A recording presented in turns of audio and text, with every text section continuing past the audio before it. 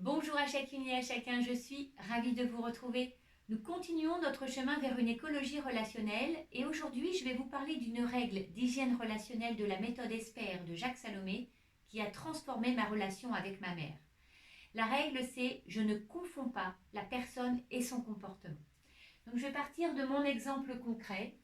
Donc ça c'est moi et ça c'est la relation que j'ai avec ma mère, que j'avais avec ma mère, parce que ma maman est décédée depuis 12 ans maintenant. Et depuis mon enfance, en fait, ma mère avait le comportement de boire beaucoup d'alcool. Donc ça, cette bouteille représente son addiction à l'alcool. Et moi, j'ai toujours vu ça. Finalement, quand je m'adressais à ma mère, je voyais ça. Je voyais ça qui me mettait en colère, qui me générait beaucoup de colère, beaucoup de tristesse parfois, beaucoup de peur, mais beaucoup de colère surtout. Et quand je voyais ça, je me sentais impuissante. J'avais un ressenti d'impuissance vraiment important. Et donc, qu'est-ce que je faisais quand je voyais ça? Quand je confonds la personne et son comportement, qu'est-ce que je fais? Je juge. Et pourquoi tu fais ça? Je lutte.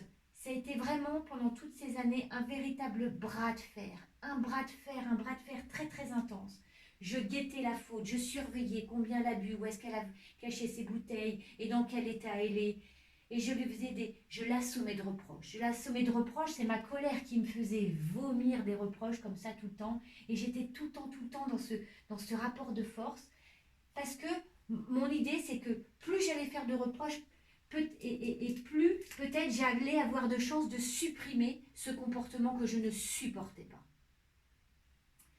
Et puis, quand j'ai eu 27 ans, j'ai un ami qui m'a fait découvrir le travail de Jacques Salomé. Et là, j'ai commencé à lire. J'ai lu que c'était important de ne pas confondre la personne et son comportement. Donc, je l'avais dans ma tête, mais je ne l'avais pas intégré. Et j'ai eu beaucoup de chance parce que, à 30 ans, pour mes 30 ans, j'ai intégré que, en fait, j'ai enfin compris que ma mère n'était pas que ce comportement. Finalement, quand je distingue la personne de son comportement,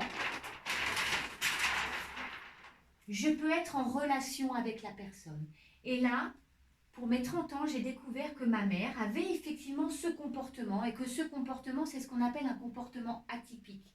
C'est-à-dire que elle avait ce comportement pour exprimer une souffrance qu'elle avait et qu'elle n'arrivait pas à exprimer avec des mots. Donc, elle avait ce comportement qui m'insupportait, mais qui était le langage de sa souffrance. Et quand j'ai découvert ça, j'ai pu rentrer en relation avec elle et j'ai découvert qu'elle était mille autres choses. Je suis rentrée en contact avec ses amis d'enfance pour essayer de voir mais qui elle était, parce que moi, depuis ma naissance, elle avait ce comportement. Je n'ai pas connu ma mère autrement. Et donc, j'ai découvert que elle était intelligente, qu'elle était brillante, qu'elle lisait du Jean-Paul Sartre à 15 ans, qu'elle était meneuse dans son groupe de copines, qu'elle était ordonnée, organisée, enfin tout ce que j'avais pas connu d'elle. Et vous voyez ce qui s'est passé, c'est que quand je distingue la personne de son comportement, donc vous l'avez compris, j'étais en relation avec elle, et donc il y a une énergie qui a circulé. Il y a une énergie qui a commencé à circuler, j'ai commencé à lâcher prise, j'ai commencé à ne plus attendre d'elle qu'elle me donne ce qu'elle ne pouvait pas me donner. J'ai arrêté d'imaginer qu'elle pourrait être quelqu'un d'autre. Et à partir du moment où j'ai compris que je ne pourrais pas la changer, j'ai lâché et quelque chose de merveilleux a jailli en moi, c'est-à-dire que j'ai commencé à avoir une explosion d'amour qui s'est manifestée. Donc ça, j'ai pris conscience de ça quand j'avais 30 ans et ma mère est décédée quand j'avais 32 ans. Et donc pendant ces 2 ans, il m'a été possible de la rencontrer, il m'a été possible de lui parler, d'échanger. Mes sentiments pour elle sont sortis de manière complètement inattendue, mais magnifique. Et à son tour, à partir du moment où j'avais lâché prise, où j'étais plus dans le bras de fer, elle a pu également me témoigner de son amour pour moi. Voilà, c'était vraiment une belle histoire. L'histoire s'est vraiment bien terminée. Et voilà, cette vidéo, pour dire que c'est vraiment important d'essayer, hein, moi j'ai mis du temps, hein, de distinguer la personne de son comportement pour rentrer en lien avec elle et puis laisser la magie de la vie opérer.